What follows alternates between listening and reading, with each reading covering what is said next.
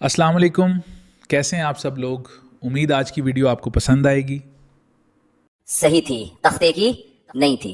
ये कमर झुका सकते थे, सजदा कर सकते थे, नमाज पढ़ सकते थे। इससे अंदाजा होता है कि अल्लाह की नज़र में दुनिया में जब हमें सजदे के लिए बुलाया जाता है तो हम इसको हल्का लेते हैं, लेकिन अल्लाह की नज़र में इसकी बहुत बड़ी कीमत है, बहुत, कि नमाज को हल्का नहीं समझना चाहिए। आज हमें बेनमाजियों के बारे में अफसोस नहीं होता, वो तो पढ़ते ही नहीं है। नमाजियों के बारे में अफसोस होता है कि जो नमाजी भी है ना, तो वो भी अपनी नमाज की ऐसे हिफाजत नहीं करते जैसे अल्लाह ने हुक्म दिया है। उन्होंने भी एक साइड में एक चीज रखा हुआ है कि जब सारे कामों से फारिग हो गए तो चलो क्या पढ़ लेते हैं, नमाज पढ़ लेते हैं। ये जो कुरान में अल्लाह ने फरमाया यौमा युदअ वहुम युद, क्या है, यौमा युक्शफु अन साक़िन व युदअऊना इला सुजूदी फला यस्ततीऊन खाशियतन अबसारुहुम तरहकुम, नहीं, ये आयत में यौमा युक्शफु अन साक़िन व युदअऊना इला सुजूदी फला यस्ततीऊन, आगे क्या है, खाशियतन अबसारुहुम तरहकुम ज़िल्ला वक़द कानू युदअऊना इला सुजूदी वहुम सालिमून। फरमाया दुनिया में इन्हें सजदे के लिए बुलाया जाता था, तो ये कब बुलाया जाता है? अजान। भाई ये बहुत बड़ा अलमिया है यार। देखो गाड़ियां गलत नहीं पार्क किया करो। मैं देखता हूँ यहाँ मदरसे के गेट के आगे कई बार लोगों ने गाड़ियां खड़ी की हैं। इतनी तो इंसान में सेंस होती है कि जब गेट खुलेगा मदरसे का तो अंदर से जो गाड़ी बाहर कैसे निकालेगा।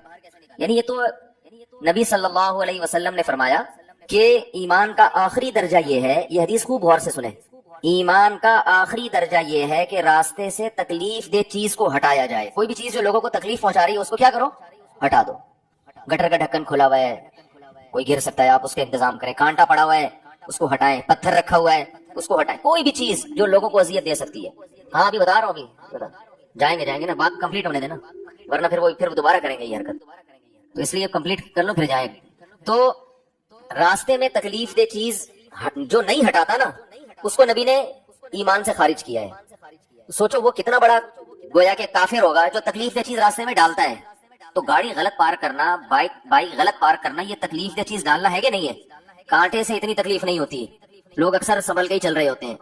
लेकिन गाड़ियां इस तरह, रोजाना मेरे साथ ऐसा हो रहा है, रोजाना, कि यहाँ आप गली में गाड़ी मोड़ने की कोशिश करो, नहीं मोड़ सकते। किसी ने कॉर्नर पे गाड़ी ऐसे खड़ी की होगी कि गाड़ी, दूसरी गाड़ी जो आएगी टर्न ही नहीं हो सकती। और ये दीनदार लोग ज्यादा माजरत के साथ कर रहे होते हैं।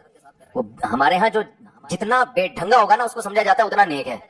जितना बेढंगा होगा ना, मैं जब गया ना हज़रत मुफ्ती रशीद अहमद साहब रहमतुल्लाह के पास, उनके शागिर्दों के पास, तो मेरे पास 125 थी। मैंने एक दीवार के साथ लगा दी बाइक, तो वो कहीं झांक रहे थे। उन्होंने कहा बिल्कुल चिपकाओ। मैंने कहा ये अजीब बात कर रहे हैं, भाई रास्ता तो है ना, भाई रास्ता, इतना तो हमने बाइक पार की है कि रास्ता तो है। उन्होंने कहा नहीं, रास्ता नहीं, खुला रास्ता होना चाहिए लोगों के पास गुजरने का। तो जब आप मुकम्मल दीवार के साथ बाइक को चिपका के खड़ा कर सकते हो तो आपने उसकी दुम बाहर को क्यों निकाली हुई है? तो मैंने कहा यार अजीब टाइप के लोग हैं ये, तो बहुत सख्ती किया करते थे। तो रास्ते से तकलीफ दे चीज जो ना हटाए वो ईमान से खारिज है। तो जो रास्ते में तकलीफ दे चीज डाले वो कितना बड़ा बेईमान होगा माजरत के साथ। तो अभी तो आप लोगों से गलती से इसलिए मैं कह रहा हूँ कि अब जिसने गलत गाड़ी पार्क की वो उठेगा ही नहीं ना हमें उससे अपने बेईमान का फतवा लगा दिया। तो हम अच्छा गुमान रखते हैं आपने जानकर नहीं किया होगा, गलती से किया होगा, बल्कि आपने गाड़ी सही पार्क की होगी या बाइक सही पार्क की होगी, किसी ने हटा दी होगी। तो जिन जिन ने गलत पार्क की है जाके जरा गली खोले, जाके उड़ जाए। हम लोग देख भी नहीं रहे, आंखें बंद कर लो भाई, हम नहीं देख रहे। शाबाश शाबाश। और आइंदा इससे तौबा करें। तो पीछे से तो देख सकते हैं ना, तो बाइकें जो है ना बिल्कुल चिपका के खड़ी किया करें दीवार से, और गाड़ी भी। और गाड़ी तो सामने रोड पे खड़ी करते हैं। अभी कैमरे लगे हुए हैं अल्हम्दुलिल्लाह, चारों तरफ हमने ठीक ठाक सिक्योरिटी का इंतजाम किया हुआ है। जो असबाब की दुनिया में, तो चोर भी इंशाल्लाह भागेगा नहीं, कहीं भी पकड़ा जाएगा। और यहाँ भी कैमरे लगे हुए, देखो वो भी लगा हुआ है, ये भी लगा हुआ है, देख रहे हैं। तो किसी की जेब में हाथ डालने से पहले, क्योंकि जेब पुतरे भी हैं यहाँ पे, उनको पता ही नहीं होता कि कैमरा लगा हुआ है, तो हर तरह कैमरे लगे हुए हैं जो एक जाहिरी असबाब हो सकते हैं। और सिक्योरिटी गार्ड भी बैठे हुए हैं। कुछ सिक्योरिटी गार्ड तो आपको वर्दी में जो नजर आ रहे हैं ना, असलहा खुला लेके घूम रहे हैं, कुछ यहीं भी बैठे हुए होते हैं, समझ रहे हो। तो आप में से किसी को नहीं पता है कि इधर किसकी पैंट में क्या रखा हुआ है और किसकी शलवार में क्या रखा हुआ है। तो खैर बात क्या चल रही थी? बात चल रही थी नमाज। हो सकता है मेरे भी आवाज भी असला लगाया वो मैंने, तो हम भी इतने नेक नहीं है जितना आप समझते हो हमको, समझ रहे हो ना। नेक से मुराद तो बिल्कुल ही बेवकूफ लोग समझते हैं ना। तो बाकी ये कि असबाब की दुनिया में इंसान एहतियात करता है। बाकी वो बिहारी लोग कहते हैं कि जब इंसान की मौत आती है तो ऊंट पे बैठे हुए आदमी को भी कुत्ता काट लेता है। तो अल्लाह ने जब तक जिंदगी देनी है देगा, जब उठाना होगा तो वैसे ही उठा लेगा अल्लाह ताला। फिर तो सब कुछ हो सकता है ना। तो एक ज़ाहिरी लिहाज से जो कुछ हो सकता है वो करता है इंसान। बाकी अल्लाह चाहेगा तो सब कुछ हो सकता है। एक छोटा सा मच्छर इंसान को मार सकता है, तो एक छोटी सी गोली मार सकती है इंसान को, कुछ भी हो सकता है। खैर, तो बात ये चल रही थी कि अल्लाह ने फरमाया जब इनको दुनिया में सजदे के लिए बुलाया जाता था तो ये नहीं आते थे। तो जो अल्लाह जब बुलाते हैं उस बुलाने को क्या कहा जाता है? اذان اذان بڑی زبردست چیز ہے. مجھے تو حقیقت بتاؤں جو میں میرے جیسا نالائق جو نماز کی ٹوٹی پھوٹی اہمیت اللہ نے ہمارے دل میں پیدا کی نا وہ اذان کی وجہ سے کہ اللہ کو نماز سے اتنی محبت ہے اتنی محبت ہے اتنی محبت ہے کہ ہر دفعہ پوری تقریر مؤذن سے کہلوائی جاتی ہے. دیکھو جب بھی کسی چیز کی طرف آپ لوگوں کو بلاتے ہیں اگر وہ کام بار بار ہو رہا ہے نا ایک دفعہ ہوگا تو آپ اناؤنسمنٹ کرتے ہیں بار بار ہو رہا ہے تو ایک دفعہ کی اناؤنسمنٹ کافی ہوتی ہے. ایک دفعہ کی جیسے آپ کی جب جاب لگتی ہے تو آپ کا باس آپ کو ایک دفعہ بتا دیتا ہے کہ بھئی 8 بجے سے ٹائم شروع ہوگا اور شام 4 یا 5 یا 8 بجے تک آپ کی ایک دفعہ اناؤنسمنٹ کیا ہے بولو نا کافی ہے بس بتا دیا سگنیچر لے لیے کہ بھئی یہ ٹائمنگ ہے. یہ 9 بجے عام طور پہ دفتر میں 9 بجے کا ٹائم ہوتا ہے اور گورنمنٹ کے جو دفتر ہیں 3:30 پونے 4 بجے کا ٹائم ہوتا ہے اس میں شام کو. چھٹی کا ٹائم 4 بجے پونے 4 بجے حاضری ہوگی اور 4 بجے بعض دفعہ تو آنے کا ٹائم 4 بجے ہوتا ہے جانے کا صبح 9 بجے ہوتا ہے واپس. یہ الٹا بھی چل رہا ہوتا ہے جو پریکٹیکلی ہو رہا ہے نا کہ اس ٹائم پر آئے کہ جب جانے کا ٹائم گزر چکا تھا. ٹھیک ہے 4 بجے جانے کا ٹائم تھا 5 بجے پہنچ رہے ہیں. تو گورنمنٹ میں اللہ کا شکر ہے بہت ساری ہمارے ہاں سہولتیں ہیں الحمدللہ. تو ابھی بات سے بات نکلتی ہے چھوڑو اس کو یار بات تو سدے کی چل رہی تھی نا.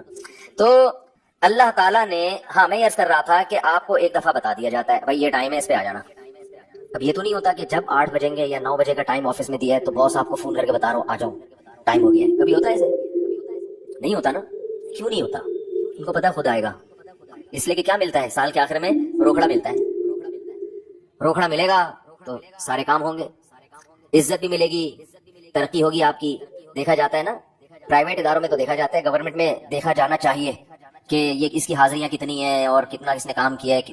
لہذا ان کو موٹیویٹ کرنے کے لیے آپ کو بار بار اناؤنسمنٹ کی ضرورت نہیں ہے. بار بار اناؤنسمنٹ کی ضرورت. ایک دفعہ اعلان دوبارہ کریں گے تو آپ ان کو بیوقوف بولو گے یار بس سر آپ نے بتا دیا نا 9 بجے کا ٹائم بس کیا ہے بار بار بھونپو لے کے گھر پہنچ جاتے ہو لاؤڈ اسپیکر لے کے میرے دروازے میں کھڑے ہو 9 بج گئے. یہ جو شہری جگانے والے آتے ہیں نا مجھے ان سے اسی وجہ سے الرجی ہے. اور بھائی ہمیں پتا ہے یار سب کو جس نے روزہ رکھنا ہے وہ اٹھ جائے گا. اب وہ پھر وہ جو گھومنا شروع کرتے ہیں محلے پڑوس میں ایک گھر کا نمبر رات 2 بجے آ رہا ہے دوسرے کا نمبر رات 4 بجے آ رہا ہے. شہری کا ٹائم 4 بجے شروع ہو رہا ہے تو 2 بجے ان کو کیوں اٹھا رہے ہو. یہ تو ایک بس عجیب سی ایک حساب کتاب ہے. تو خیر بار بار اناؤنسمنٹ نہیں کی جاتی بار بار یاد دہانی نہیں کی جاتی. اور اللہ نے بھی باقی عبادتوں میں ایسے ہی کیا. رمضان کے مہینے کے بارے میں قرآن میں 2 آیتیں ہیں. ایک تو ہے فمن شہید منکم الشہر فلیصم. اللہ نے فرمایا ایمان والو تم پر روزے فرض کیے گئے جیسے کہ تم سے پہلی امتوں پہ فرض کیے گئے تھے. فرض ہو گئے نا. دوسری آیت کیا کب فرض ہوئے شہر رمضان الذی انزل فیہ القرآن. رمضان کا مہینہ ہے فمن شہید منکم الشہر فلیصم. جو پچھلی آیت میں اللہ نے فرمایا نا کہ روزے فرض ہوئے تو اگلی میں بتا دیا کون سے مہینے میں رمضان. جو رمضان کا مہینہ پائے اسے چاہیے کہ روزے رکھے. ایک دفعہ اناؤنسمنٹ ہوئی ہے بس اس کے بعد دوبارہ قرآن میں اناؤنسمنٹ نہیں ہوئی. اور جب رمضان کا مہینہ آتا ہے تو پھر اسلام میں حکم بھی نہیں ہے کہ یاد دلاؤ. مؤذن کو حکم کے تمام حضرات سے گزارش ہے کہ رمضان کا مہینہ آ گیا ہے اور اللہ کی طرف سے اعلان ہے کہ اس مہینے میں سب روزے رکھو. کوئی اللہ کی طرف سے ایسی اناؤنسمنٹ ہوتی ہے؟ بھائی مسجد کے امام اپنی ذمہ داری پہ کسی کو یاد دلاتے ہیں روزہ رکھو ترغیب دیں وہ ان کا کام ہے. اللہ نے کوئی لگے بندے الفاظ نازل نہیں کیے. لہذا مسجد کا امام یاد نہ بھی دلائے تو بھی کوئی گناہ گار نہیں ہے. اللہ کہتے ہیں میں نے قرآن میں جب بیان کر دیا نا بس صحیح ہے سن لیا ان لوگوں نے کافی ہے. حج کے بارے میں ایک آیت ہے قرآن میں جس میں فرضیت کا ذکر ہے. وَلِلَّهِ عَلَى النَّاسِ حِجُّ الْبَيْتِ مَنِ اسْتَطَاعَ إِلَيْهِ سَبِيلًا. لوگوں اللہ کے لیے لوگوں پر لازم ہے کہ وہ بیت اللہ کا حج کریں جو وہاں جانے کی استطاعت رکھتے ہو. ومن کفر جو استطاعت کے باوجود نہیں جائے گا فإن اللہ غنی عن العالمین. اللہ کو اس کی پرواہ نہیں ہے. ایک آیت جس سے فرضیت ہے دوسری آیت نہیں ہے. یہ تو ہے کہ ابراہیم علیہ السلام نے یوں کہا تھا حج کے لوگوں کو کہا تھا کہ حج کرو. اللہ کا جو اپنا آرڈر ہے نا جو اللہ کے اپنے کلام میں آرڈر ہے وہ ایک ہی ہے جہاں تک مجھے یاد پڑتا ہے. لیکن نماز ایک تو قرآن میں جگہ جگہ بھر دیا اللہ نے نماز کو. جہاں ایمان والوں کی صفات نماز پڑھتے ہیں. قرآن شروع کہاں سے ہو رہا ہے الذین یقیمون الصلاۃ ومما رزقناہم ينفقون. ایمان والوں کا عقیدہ صحیح ہوتا ہے اور عمل میں کیا نماز قائم کرتے ہیں. جہاں عمل کی بات آئے گی نا نماز. جہاں جنتیوں کی صفات آئیں گی نماز اور زکات. زکات بھی ہے ساتھ ساتھ وہ کیوں ہے پھر کسی اور موقع پر بیان کروں گا انشاءاللہ. سب سے پہلے نماز پھر زکات. سب سے پہلے نماز پھر اللہ کی راہ میں خرچ. یعنی زکات یا اللہ کی راہ میں خرچ مختلف عنوانات سے کہ نماز بھی پڑھتے ہیں اور خرچ بھی کرتے ہیں. دونوں کام چلتے رہتے ہیں ان کے. اس سے پتہ چلتا ہے کنجوس نمازی اللہ کو پسند نہیں ہے. یعنی نماز کے ساتھ سخاوت بھی ہے تو لیکن نماز کو پہلے درجے پہ رکھا گیا ہے. وجہ کیا ہے اس کی اتنا فوکس کیوں کیا جا رہا ہے اتنا زیادہ اس کو ہائی لائٹ کیوں کیا جا رہا ہے. پھر چلو اللہ نے قرآن میں درجنوں جگہوں پر کہہ دیا نماز پڑھو. بار بار کہہ دیا نماز پڑھو نماز پڑھو. اتنا کہا ہے کہ اس سے زیادہ کوئی حکم قرآن میں ملتا ہی نہیں ہے. چلو اتنا زیادہ کہہ دیا، اب تو بار بار اناؤنسمنٹ کی ضرورت اور بھی نہیں ہے نا، اب تو بالکل ہی ضرورت نہیں ہے. دیکھو آپ کے باس نے آپ کو بلایا دفتر اور آپ سے کہا کہ 9 بجے آپ نے پہنچنا ہے، ایک دفعہ کہہ دیا. اس کے بعد پھر آپ کو کہا میں دوبارہ کہہ رہا ہوں 9 بجے آپ کی ٹائمنگ شروع ہو جاتی ہے. سمجھ میں آ گئی بات؟ آپ نے کہا. پھر تیسرا دفعہ کہہ رہا ہے میں بتاؤں کتنے بجے ٹائم ہے آپ کا؟ 9 بجے. 10 دفعہ جب کہہ دے گا نا 9 بجے، اب جب 9 بجیں گے تو آپ کو یاد نہیں دلائے گا، وہ کہے گا میں نے 10 دفعہ اسی لیے کہہ دیا تھا کہ دوبارہ مجھے یاد دلانے کی ضرورت نہ پڑے. اب آپ اگلے دن لیٹ ہو رہے ہو، 11 بجے پہنچ رہے ہو، تو وہ کہے گا کہ آپ کیوں لیٹ آ رہے ہو؟ آپ کو سر آپ نے 9 بجے مجھے یاد نہیں دلایا. وہ کیا کہے گا باس کہ بھائی جو پہلے دن میں نے 10 دفعہ کہا تھا نا 9 بجے، وہ اسی لیے کہا تھا کہ ایک دفعہ کہنا کافی تھا، مگر 10 دفعہ اس لیے ریپیٹ کیا تھا کہ دوبارہ یاد دلانے کی ضرورت نہ پڑے. آپ یہ نہ کہو کہ میں بھول گیا تھا. بہت مشکل ہے سمجھانا، بہت مشکل. تو جب اللہ نے نماز کو سینکڑوں دفعہ ریپیٹ کیا قرآن میں، تو اب تو ہر وقت یاد دلانے کی بالکل بھی ضرورت نہیں تھی. کمال ہے بھائی، اللہ نے کیا فرمایا کہ اتنا یاد دلاؤ کہ پیدائش سے لے کے موت تک اذان ہی سنتا رہے بیٹھ کے. پیدا ہوا تو کان میں اذان دلوائی اس کے، پیدا ہوا تو کان میں اذان، نماز کی طرف دعوت. حالانکہ سمجھتا نہیں ہے بچہ، ایک حرف بھی سمجھ میں نہیں آتا اس کے اذان. بچہ تو نہ سمجھ ہوتا، اس کو کیا پتا چلتا میرے کان میں کیا ہو رہا ہے. لیکن جب بڑا ہوتا ہے نا تو اس کو یہ جب یاد دلایا جاتا ہے کہ تیرے کان میں بھی اذان دی گئی تھی، دوسروں کو دیکھتا ہے تو اس کو پتا چلتا ہے کہ اللہ نے ابھی سے یاد دلا دیا ہے. تو پیدا ہوا ہے تجھے بتایا کہ نماز نہیں چھوڑنی، تو نے نماز نہیں چھوڑنی ہے تو نے. پھر فجر کے وقت الگ بلایا جا رہا ہے، ظہر کا ٹائم آتا ہے الگ. اچھا اللہ نے نماز کا بھی ذکر کیا اور ٹائمنگ بھی قرآن میں بتا دی. اقیم الصلاۃ لدلوک الشمس الی غسق اللیل، نماز کو قائم کرو سورج کے ڈھلکنے کے اوقات میں اور رات کے اندھیروں میں بھی. اس میں پانچوں نمازیں آ گئی. سورج میں جب کوئی بڑی تبدیلی ہوتی ہے نا تو اس کو ڈھلکنا کہتے ہیں. سورج میں جب بڑی تبدیلی ہوتی ہے، فجر کے وقت سورج کیا اندھیروں سے نکل کے روشنیوں کی طرف جب لائٹ مارتا ہے نا سورج مشرق سے. دیکھو کوئی گاڑی، آپ کسی گاڑی کا انتظار کر رہے ہو یار، وہ دولہے کی مثال دیتے ہیں، اس کو بات سمجھ میں آئے گی. دولہا بارات کے انتظار میں ہال میں بیٹھا ہوا، بارات آ رہی ہے کہ نہیں آ رہی ہے، ٹائم دیکھ رہا ہے یار لیٹ، پہلی میں بہت لیٹ ہو گیا، مفتی صاحب کا بیان سن کے تو 45 سال میں شادی کر رہا ہوں، اوپر سے بارات لیٹ ہے. تو وہ فوراً دیکھتا رہے گا تو بھائی ایک دم بسوں کی لائٹیں جو ہے نا گلی کے نکڑ پہ بس نظر نہیں آتی، لائٹنگ پہلے ہوتی ہے نا، لائٹنگ سے اندازہ ہو جاتا ہے کہ اب بارات پہنچنے والی ہے. پھر پٹاخے بعد میں. تو سورج کیا ہے ایک دم غائب ہو جاتا ہے، اندھیروں میں دنیا ڈوب جاتی ہے. تو سب سے پہلے جو لائٹ مشرق کی طرف ظاہر ہوتی ہے، جو لائٹ یعنی اس طرح ہوتی ہے، وہ ایک تو عمودی لائٹ ہوتی ہے نا. عمود کو کیا کہتے ہیں؟ پرپینڈیکولر کہتے ہیں. ہم تو ٹریگنومیٹری پڑھ کے بھول گئے یار. ہاں ہاریزنٹل میں لفظ بھول گیا، ہم نے بہت پڑھی ہاریزونٹل. ایک ہوتا ہے پرپینڈیکولر، ایک ہوتا ہے بیس کہتے ہیں اس کو. بال چھوڑو، ٹریگنومیٹری پھر بعد میں پڑھیں گے. ایک لائن، ایک روشنی یوں آتی ہے، پھر ایک روشنی ایسے. جو یہ روشنی ہے نا اس کو صبح کاذب کہتے ہیں. صبح کاذب، یہ جھوٹی صبح ہے، یہ اس کی علامت نہیں ہے کہ سورج آ رہا ہے ابھی. اس کے بعد جب ایک دم افق پہ مشرق کی طرف آسمان کے کنارے پہ جو ایسے لائٹ پھیلتی ہے نا، یہ وہ والی لائٹ ہے جو بارات آتے ہوئے ٹرک جو بس مارتی ہے نا لائٹ، اب یہ آ گئی ہے. اس سے پہلے تو کوئی سگریٹ پی رہا تھا یا کیا کر رہا تھا. تو اس کو کہتے ہیں صبح صادق، سچی صبح. وہ پہلے والی صبح سے دھوکا ہوتا ہے کہ شاید سورج نکل رہا ہے، وہ اس لیے اس کو صبح کاذب کہا جاتا ہے. اور اس کے بعد آتی ہے صبح صادق. تو وہ جو لائٹ مشرق کی طرف پھیلتی ہے نا ایسے لمبائی میں، وہ اس کی علامت ہوتی ہے کہ وہ اندھیرے ختم، ایک دم سورج ایک ڈھلکنا شروع ہو رہا ہے نا. ایک دنیا میں بہت بڑی چینجنگ آ رہی ہے. تو اللہ نے فرمایا جیسے ہی دنیا میں یہ چینجنگ آئے گی، تبدیلی آئے گی اس سے، سورج کے ڈھلکنے سے، تم نے کیا کرنا ہے اس موقع پر؟ نماز قائم کرنا ہے، اپنے رب کو یاد کرنا ہے. میرا رب مجھے رات کے اندھیروں سے نکال کے دوبارہ، کتنی بڑی خدا کی قسم، یہ سورج کا طلوع ہونا اتنی بڑی نشانی ہے اللہ کے وجود کی. ایتھیس اور ملحد پاگل ہوتے، مجھے لوگ کہتے ہیں ملحدوں پہ کو معاف کر دیں، بیان نہ کریں آپ، بہت بیان ہو گیا ملحدوں پر. لیکن بھائی کیسے یار چھوڑ دیں؟ اتنی بڑی خدا کی نشانیت دیکھ کر جو بدبخت کہتے ہیں آٹومیٹیکلی ہو رہا ہے. اور یار ایسا سسٹم، اتنا ایندھن اس کے اندر، ایسی روشنی، کیسا جیسے آپ تکے کو گھماتے ہیں نا جب پکاتے ہیں کوئلے پہ، جب تکا پکاتے ہیں ادھر سے پک گیا، کیا کرو؟ گھماؤ. یہ خود بخود گھومتا ہے؟ گھمانا پڑتا ہے. یہ ایسا سسٹم لگانا پڑے گا کہ گھومے. وہ سسٹم کوئی لگا کے دیتا ہے. تکے میں خود بخود اتنی عقل نہیں ہوتی کہ کروڑوں سال میں ترقی کرتے کرتے ایسا بن گیا کہ آٹومیٹک گھومنا خود بخود ہی شروع. یہاں سے پک گیا، اب یہاں سے پکاؤ ہے بھائی، یہاں سے تو پک گیا، اب کیا کرو؟ اب یہاں سے پکاؤ مجھے. تکا خود بخود کروڑوں سال میں بھی اتنا ذہین نہیں ہوتا، تو یہ سورج اور زمین اتنے ذہین کیسے ہو گئے کہ سورج گیا اور پوری دنیا کو لائٹ دیتا ساری دنیا میں کی فصلیں اگاتا، وٹامن ڈی پرووائڈ کرتے ابھی سورج امریکہ والوں کو نواز رہا ہے. اس وقت یہاں رات ہو رہی ہے نا. کتنا بڑا جرم کیا، نماز کو ساقط کر دیا بغیر کسی دلیل کے. ہے بھائی دیکھو، جس کا حق ہے اس کو حق ہے نا کہ وہ ساقط کر دے. مثال سے بات سمجھاتا ہوں. آپ نے مجھ سے 1 لاکھ روپے لیے اور پی گئے. آپ نے کہا تھا 1 مہینے بعد دوں گا. بھائی یہ بچوں کو خاموش کروائیں اوپر, ٹھیک ہے. آپ نے مجھ سے 1 لاکھ روپے قرض لیے. قرض کس کا تھا؟ میرا. آپ نے کہا 1 مہینے بعد دوں گا.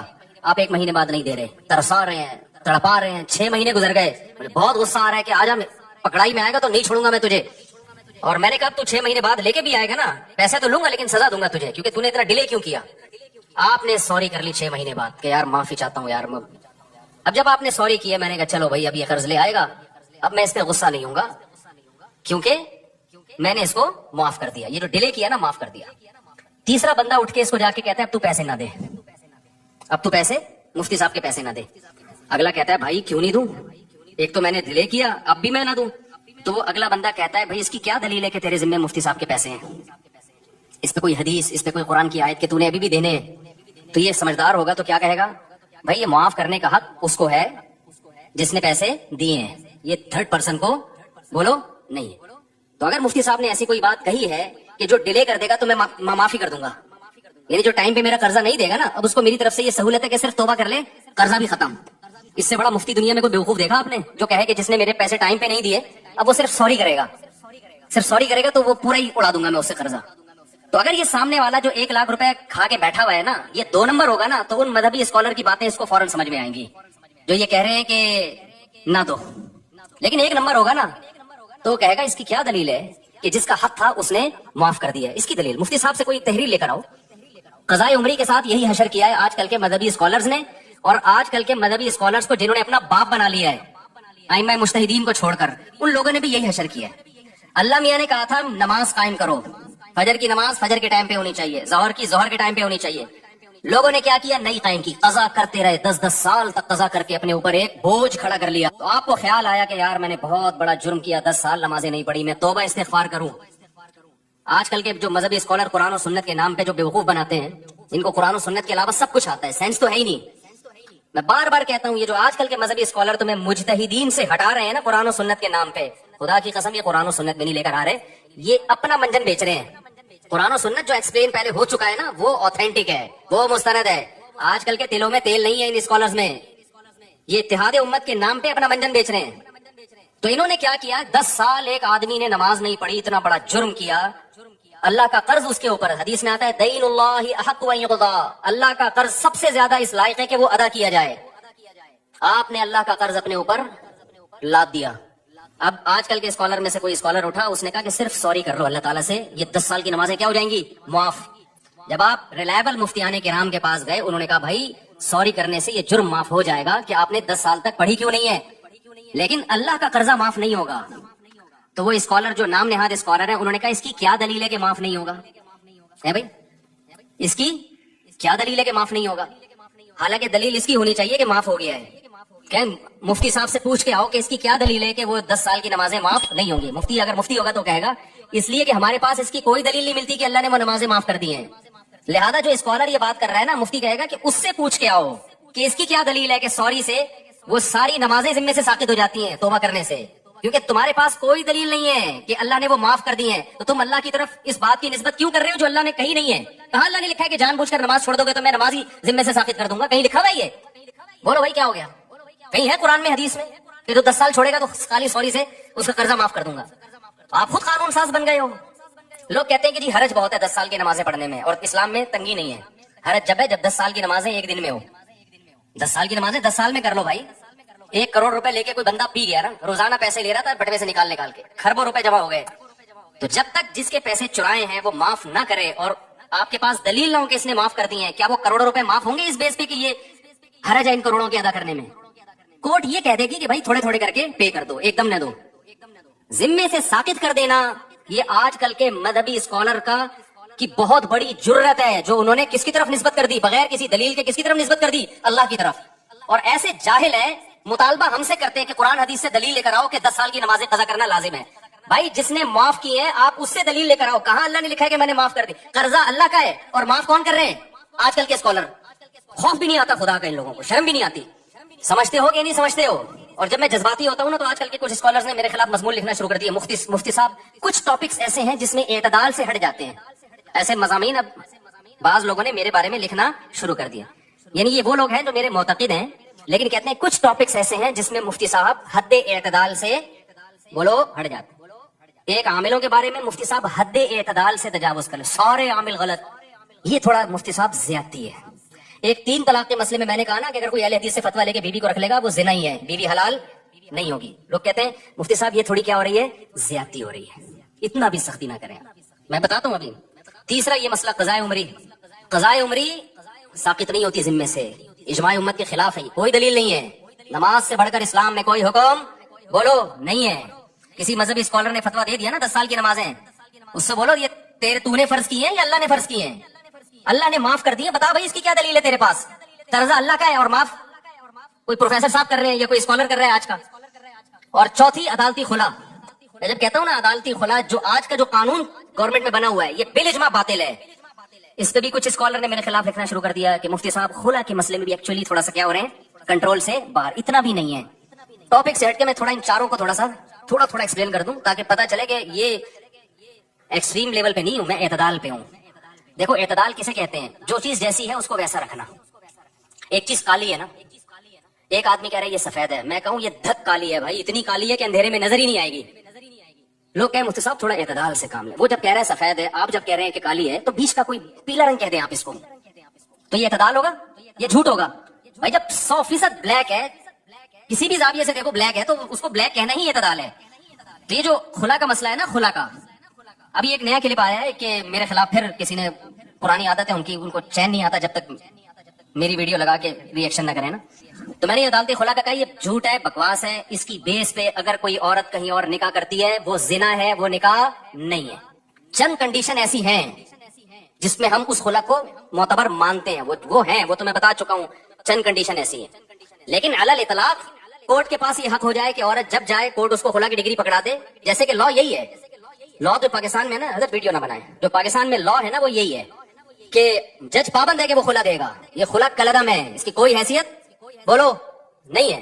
اس پہ مشہور زمانہ اسکالر نے ابھی دوبارہ میرے خلاف کلپ بنایا کہ مشکات کی اتنی حدیثیں اور فلانی اتنی حدیثیں۔ ایک حدیث مشکات کی یا پورے ذخیرہ حدیث میں میرا چیلنج ہے، خدا کے لیے مارکیٹ میں لے آؤ یار، ہمارے کان ترس گئے ہیں، آنکھیں ترس گئی ہیں۔ کوئی ایک حدیث ایسی نہیں ہے جس سے پتا چلتا ہو کہ عورت کو طلاق کا یا نکاح ختم کرنے کا حق ہے بذریعہ کورٹ۔ شوہر ظلم کر رہا ہو نا مخصوص نوعیت کا، اس کی بات میں نہیں کر رہا، وہ تو میں بھی مانتا ہوں۔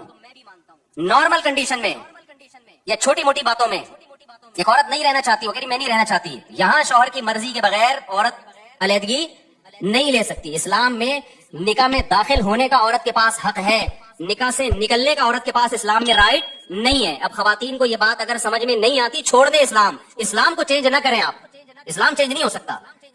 سمجھ میں آ رہی ہے بات کہ نہیں آ رہی؟ آپ چھوڑ دیں بھائی، ہمیں یہ اسلام میں لگتا ہے یہ ظلم ہے عورت کے اوپر، تو نہ لاؤ، آپ جاؤ کسی ہندو سے شادی کرو، آپ اس کے پاس، ان کے پاس ہر وقت ہے بھائی، جیسے ہندو کو طلاق دے سکتا ہے اور بھی جب چاہے عدالت سے کھلا لے سکتی ہے، اسلام میں ایسا ہی ہے۔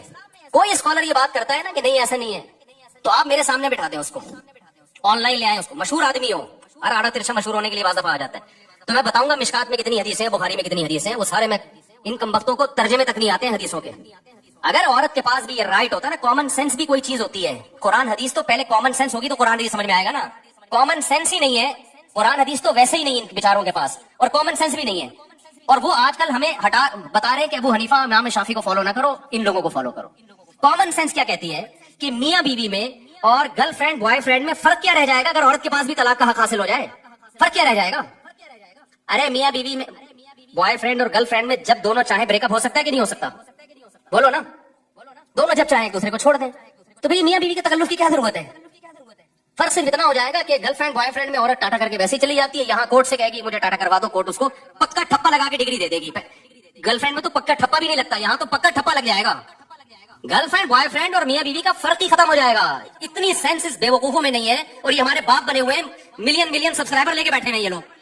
میں تو کہتا ہوں اس قوم کے ساتھ صحیح ہو رہا ہے، جیسے سیاسی حکمران جب کوٹتے ہیں نا، میں پکڑ کے صحیح کوٹتے ہیں، بھائی ووٹ کس نے دیا تھا؟ ووٹ بھی تو میں اور آپ ہی دیتے ہیں نا۔ تو یہ جو مذہبی اسکالر منجن بیچ رہے ہیں نا اور الو بنا رہے ہیں آپ، یہ بالکل صحیح ہو رہا ہے آپ لوگوں کے ساتھ، کیونکہ آپ نے قرآن و سنت کو سمجھنے کے لیے ابو حنیفہ پہ اعتماد نہیں کیا۔ آپ کو لگا وہ بیچاروں کو کچھ بھی نہیں آتا تھا، جو تابعین تبع تابعین کے دور کے لوگ تھے، آپ کو خیر وہ بیچارے منجن بیچ کے چلے گئے۔ آپ نے امام شافعی پہ اعتماد نہیں کیا، جن کو کروڑوں لوگوں نے فالو کیا ہے، آپ نے کہا ان کو نہیں پتا تھا۔ آپ نے امام مالک پہ اعتماد نہیں کیا، آپ نے امام احمد بن حنبل پہ اعتماد نہیں کیا۔ جب اتنے بڑے بڑے فقہا پہ آپ نے اعتماد نہیں کیا تو اللہ نے آپ کو ان منجنوں کے حوالے کر دیا ہے کہ یہ منجن بیچیں گے اور تم کیا کرو گے؟ ان سے مسائل پوچھو گے۔ تو میں بہت کانفیڈنٹلی یہ کہتا ہوں یہ خلا کلعدم ہے, اس کی کوئی 2 ٹکے کی حیثیت نہیں ہے. جج اپنی بیوی کو طلاق دے سکتا ہے, کسی اور کی بیوی پہ اللہ نے جج کو اختیارات بولو نا نہیں دیے ہیں. اب خواتین کو یہ پسند آئے تو چھوڑ دیں اسلام کو. جہاں اتنے سارے کروڑوں کافر ہیں, چند عورتیں اگر جہنم میں چلی جائیں گی تو ہماری صحت پہ کوئی فرق نہیں پڑے گا. کیونکہ آج کل ایک نیا بھوت یہ سوار ہو گیا مذہبی اسکالرس پہ کہ خواتین کو خوش کرنے کے لیے ان کے وہ حقوق بیان کیے جا رہے ہیں جو اسلام نے دیے نہیں ہیں. فیور لینا ہے ان کو. جیسے کہہ دیا نا عورت پہ ساس کی خدمت نہیں ہے, شوہر کی خدمت نہیں ہے. ابے نہ وہ بچے پیدا کر رہی ہے, نہ وہ شوہر کی خدمت کرے گی, نہ وہ ساس کی خدمت کرے گی. کمانا اس پہ ویسے ہی لازم نہیں ہے, تو پیڑے کھانے کے لیے آئیے گھر میں. کیا ایسی بات کرتے ہو جو تم اپنی بیوی پہ منطبق نہیں کر سکتے. تمہاری بیویاں کیسے گھروں میں رہتی ہیں, نہ وہ تمہاری ماں کی خدمت کریں گی, نہ تمہاری خدمت کریں گی, نہ بچے تو ویسے ہی پیدا نہیں ہو رہے. ایک آدھ ہوتا ہے, اس کے بعد بڑھ گیا, بچوں کا پروگرام سارا کیا ہو گیا, بڑھ گیا. وہ بات کرو جو تم خود سوسائٹی میں اپنے اوپر جھیل سکتے ہو. تمہاری ماں تمہاری بیوی کو کہہ رہی ہے پانی پلاؤ, اور تمہاری بیوی آگے سے کہتے ہیں ساس کی خدمت تجھ پہ واجب نہیں ہے. تمہاری غیرت کہاں چلی جائے گی اس وقت؟ سمجھ میں آ رہا ہے کہ جاپان سے آیا غصے میں ہوں, کیونکہ وہاں میں نے خاندانی نظام دیکھا ہے تباہ ہوتے ہوئے. یہ نہیں قسم کے لوگ وہاں بھی براڈ مائنڈیڈ پیدا ہوئے, بیڑا ہی غرق کر دیا پورے سسٹم کا. جو اسلام نے عورت کو حقوق دیے ہیں وہ بڑے خاندانی حقوق ہیں. ان حقوق کی بات کرو بھائی, جو حقوق اسلام نے دیے ہیں. اسلام نے یہ کہیں نہیں کہا کہ تمہاری بیوی نہ تمہاری ماں کی خدمت کرے گی نہ تمہاری. جی تو کیسی لگی ویڈیو آپ کو؟ اگر ویڈیو اچھی لگی تو کمنٹ میں ضرور بتائیں اور چینل کو لازمی سبسکرائب کریں. زیس